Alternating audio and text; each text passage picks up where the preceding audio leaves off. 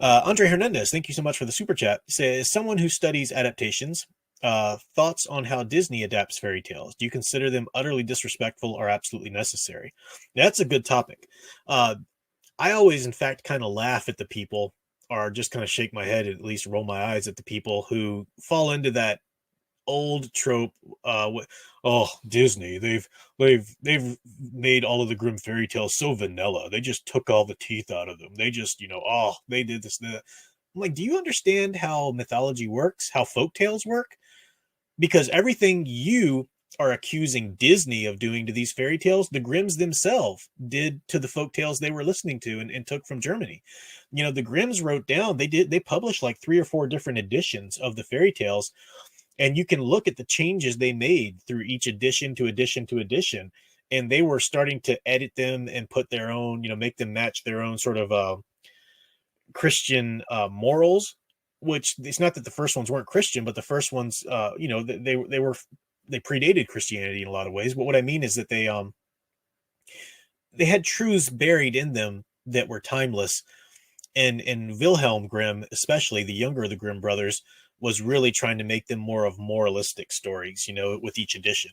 But of course, they did put in a lot, and they left in a lot of the violence. They took out a lot of the sex. They put in a lot of the ramped up the violence in some ways.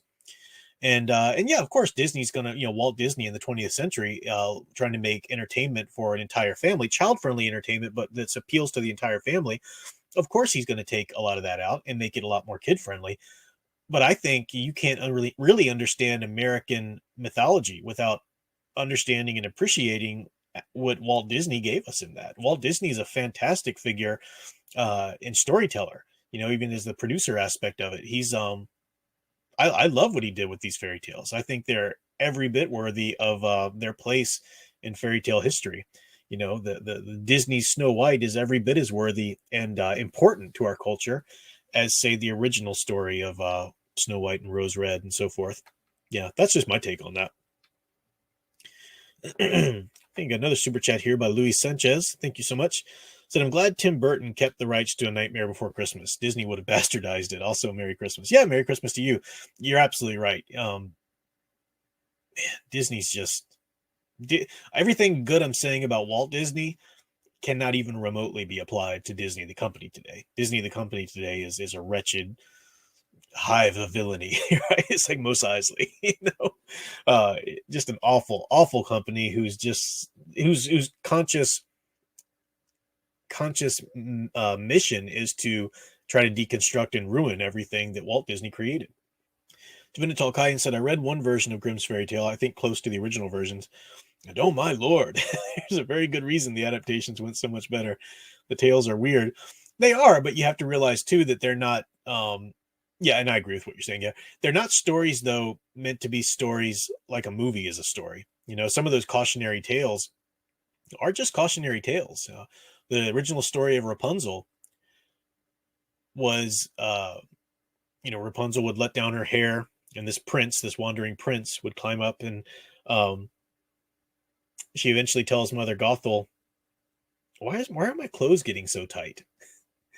And then Mother Gothel realizes, you've been letting the prince inside. And that's the story. That's the original story.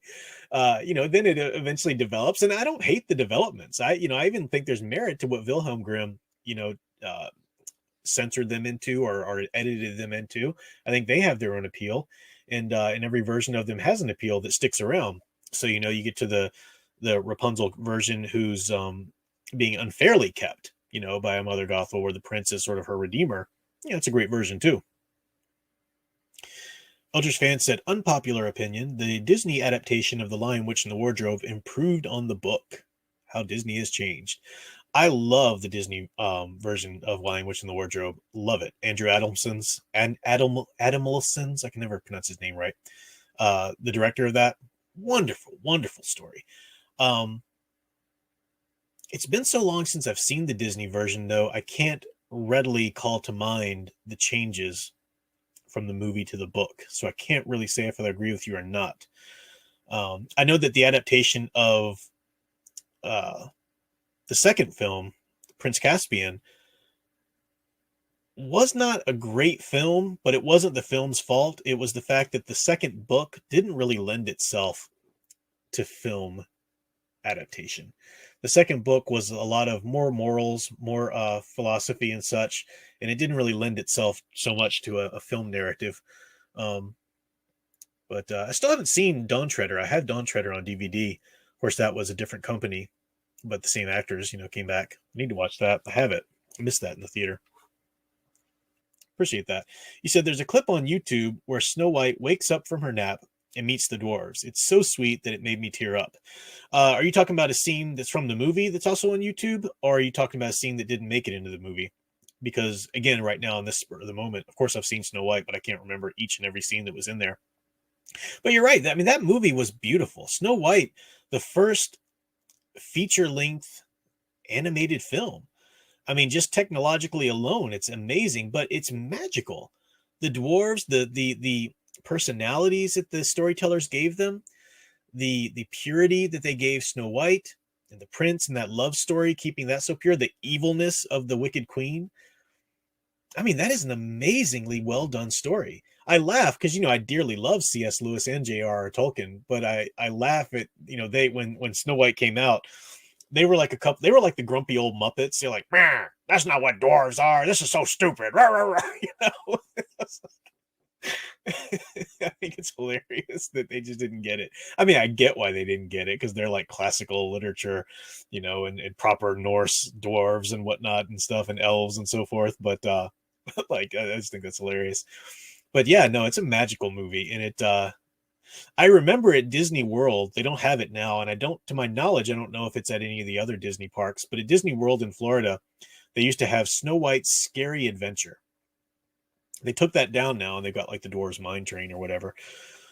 But it was what a great, and they had this right up through the aughts anyway, like some of the early 2000 teens, I think it was before they took it out. And it was a classic dark ride, meaning a ride that goes into a darkened room, and you see the characters and whatnot and the animatronics. It was so great. It was such a nice throwback to that another time period, and you rode through the events of the movie and stuff. And man, what a great, yeah.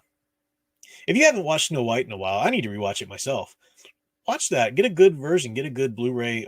You should own it really, because it's just such a important foundational piece of American mythos, especially for the 20th century. It's good stuff. I agree with you. Thank you again there, Ed Star.